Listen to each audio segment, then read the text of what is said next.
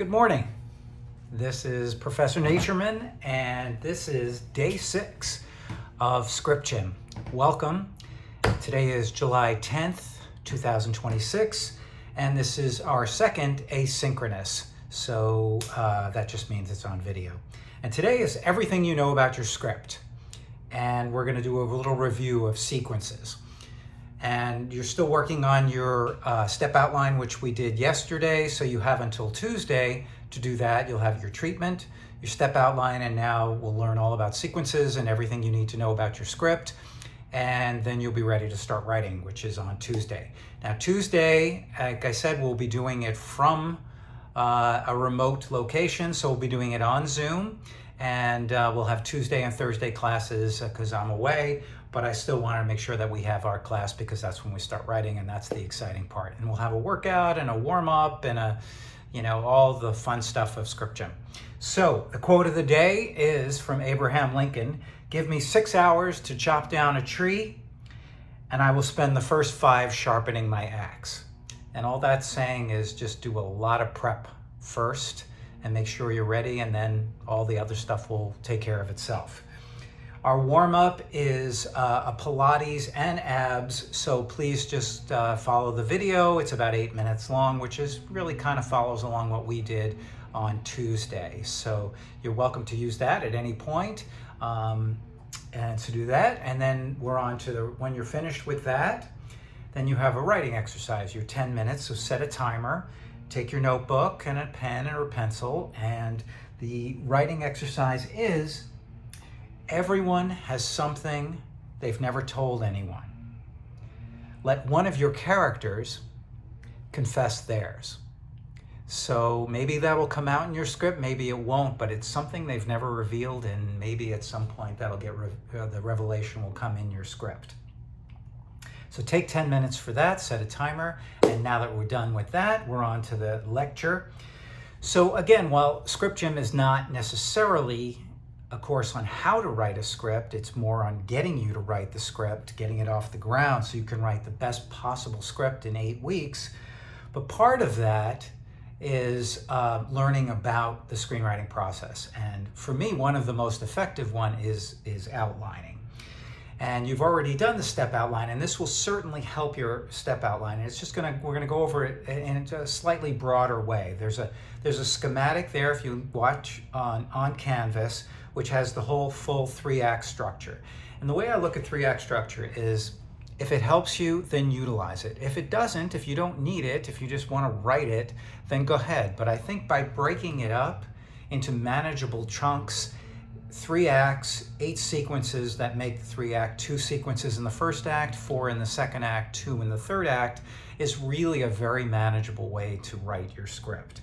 So Act 1, you have your beginning, you have your inciting incident, your debate, your second thoughts, whatever you want to call it. Then the end of Act 1 is your point of no return, and then you have obstacles, obstacles, obstacles, ascending action leading up, and more subplots leading to your midpoint, which is a point of decision, and it reflects the ending, and it's a different goal. And from there, you continue on with the second act, leading into the end of the second act with the character low point, the evening of the dark soul, whatever you want to call it, where it looks like the character's not going to be able to overcome whatever the odds are. Then somehow in Act 3, in the 7th sequence, because you finished the first 6, you have leading up to the climactic confrontation between the antagonist and the protagonist, and then you have obstacles, obstacles, until the climax leads to a resolution. Act 3 is your resolution. Act 1, setup. Act 2, confrontation. Act 3, resolution. You want to call it beginning, middle, and end. Again, whatever helps, whatever works for you. And we're going to go over these sequences. I'm going to go over really, really quickly because as we go along, as we're writing these, I'm going to go into these in much more details. But again, the first sequence is your inciting incident. All an inciting incident is, you're starting at a point of at least crisis or near crisis, and something is going to happen to change the status quo. And that could mean a decision, that could mean a diagnosis of a disease, that could mean a breakup, that could mean on the news they say that there's going to be a an asteroid crashing on the Earth, whatever it is, something is going to change the world of your character. And in that first sequence, you introduce the world, you introduce the character, you introduce the status quo, only to have it really upended. The second sequence is the dilemma, the debate, again, as they figure out what they're going to do with this decision, with this inciting incident, leading to a decision. And all the decision means is to cut off. The root of the word means to cut off. So by cutting off any other possibilities, that's the point of no return. That's the end of the second act. That's as they go on the journey. Think of The Wizard of Oz. It's not her choice to be taken, from her house in a twister, but that's what happens, and she can't go back. The beginning of Act 2, because we've ended the first act, is the third sequence. The journey begins and the first obstacles. So this is where you introduce the new world, the new characters, things, as they start to assimilate all these things. Again, think of it when it's color, Dorothy lands in Oz. The fourth sequence is the first culmination leading to the midpoint. And this, again, you're establishing more obstacles, maybe some subplots, getting to that midpoint. And whenever they're at that midpoint, again, it's a reflection of the ending and a new decision. So if you think The Wizard of Oz, they arrive at Oz, which is their initial goal, but they get to Oz and he says, oh, you have to kill the witch first. So their goal changes. It's still the overarching goal to what they want, but it's the false ending, as it were. And then you have your fifth sequence, is your subplots. This is where your antagonist, where you can focus on them and their world and how they get stronger, and secondary plots, if you've got subplots. Shakespeare was fantastic at this. He would usually have 4 or 5 subplots going on at once. And the sixth sequence leads to the main culmination, again, the character low point, where it looks like everything they've done has come to naught. Like they've learned, they've gotten stronger, but more and more obstacles leading to the end of the second act where they're going to lose. Again, another false ending. There's no way out of this thing. This is where they used to end what they called serials, S-E-R-I-A-Ls, where the damsel in distress would be tied to the railroad track, the train would be coming, and there'd be no way out. That's the end of the second act, which the second act is the longest act. It's twice as long as the first and twice as long as the third, which is why really it's the hardest one to write.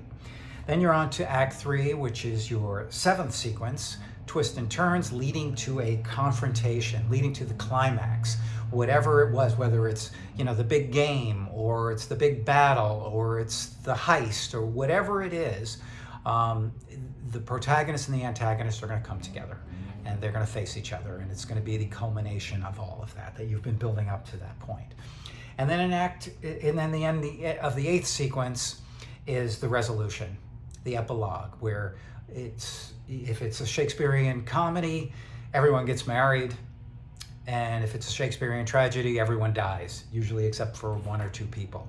And everyone is hopefully, certainly your protagonist, if they survive, is forever changed. That in that journey, something has changed them. So again, you have opening image, inciting incident, end of the act is the point of Act 1 is point of no return, escalating conflict, tension, midpoint is your crisis, change of goal. And then your low point is the end of Act 2. You've got a final dilemma, confrontation, climax, and resolution. And this is all on obviously I went through that extremely fast. It's much more detail if you go onto Canvas. It goes over all of what an opening image and inciting incident, all that is. So please go through that. And then we are on to our workout. And the workout is just a continuation of what we've been doing. So you're going to do 28 high knees, a 35-second plank, 18 lunges, a 30-second wall sit, and 13 push-ups.